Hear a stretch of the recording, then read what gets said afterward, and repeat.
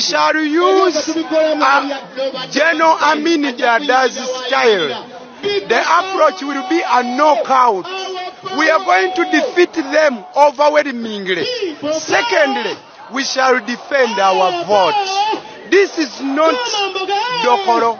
This is not Kayunga. This is Kawempe North. Kawempe North, where I was born. We cannot let somebody come here and cheat our victory. It can never be. General Museveni should be warned. All those armed men should be warned. There is nothing like cheating here.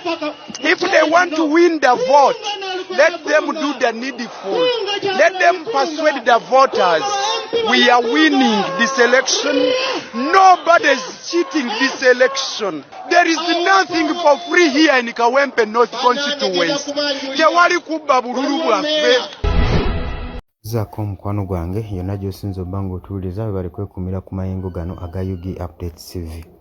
Abali emitala w'amayanja, abali e Saudi Arabia, abali Dubai, abali Qatar, abali Oman, abali mu Canada, namwe abali mu US, UK, batumiddeko nnyo mwe bali kwekumira ku mayengo gano aga UG Updates TV.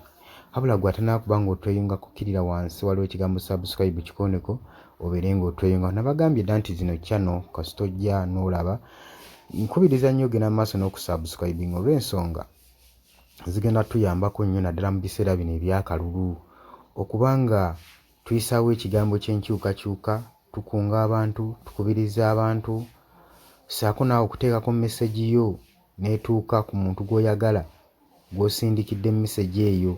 Message esobole okuba ng'etuuka wala mikwano gyange abali eyo.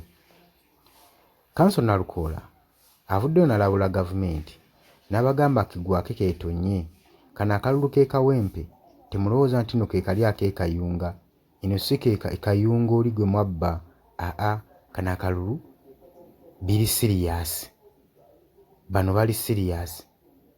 Bano baagala kukiikirira constituency yaabwe, abantu baagala nkyukakyuka. So era abasuubizza abalonzi mwenna nti temweralika tewagenda kubeerawo kubba kalulu.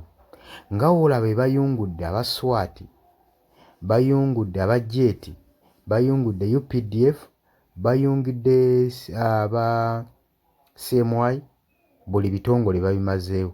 Just kikulaga nti balina kye baagala okuyisaawo okubba akalulu Kawempe.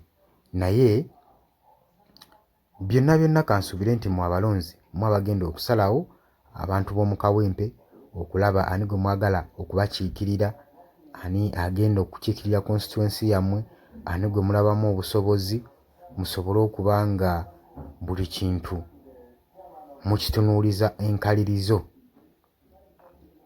Mwabeewaddeyo ne mugoberera ekibiina kya National Unity Platform ne muwerekera ku muganda waffe Council Nalukoola okusobola okulaba ng'agenda mu maaso so okumatiza wabula okubuulira abantu ebiki bye basaanidde okukola okukolera awamu.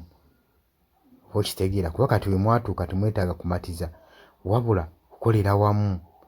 Twetaaga muntu oyo gwe tunaasobola okukolagana naye buli mbeera, era nga kimmanyi omuntu omutuufu teri mulala ye Council Nalukoola.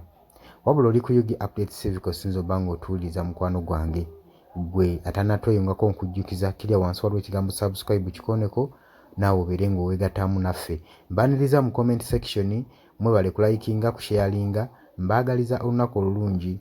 Mweraba.